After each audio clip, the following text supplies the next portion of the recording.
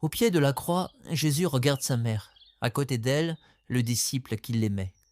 Et il dit, Femme, voici ton fils. Puis au disciple, voici ta mère. On peut entendre, bien sûr, ces mots comme ceux d'un fils qui, avant de mourir, confie sa mère à un ami. C'est vrai.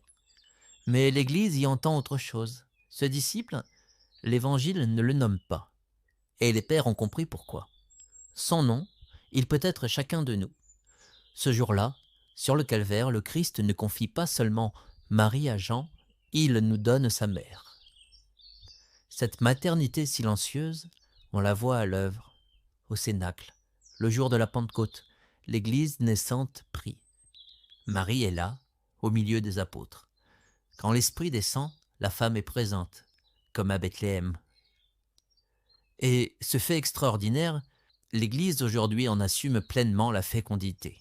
À la clôture du Concile Vatican II, le pape Paul VI a couronné l'enseignement sur l'Église d'un titre, Marie, mère de l'Église, mère de tout le peuple de Dieu, les fidèles comme les pasteurs. Et le pape François a fait un pas de plus. Il a donné à ce titre une fête mémorielle.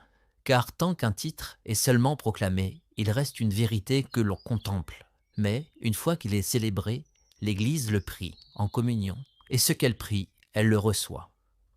En fêtant Marie, mère de l'Église, l'Église ne se souvient pas d'hier. La fécondité de sa mère aujourd'hui devient la sienne.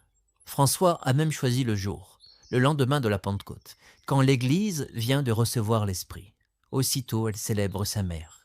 Marie n'est pas un souvenir au bord du chemin. Elle nous est donnée. Le Christ en croix l'a dit en 3 mots aux disciples qui l'aiment. Voici ta mère. Dieu soit béni.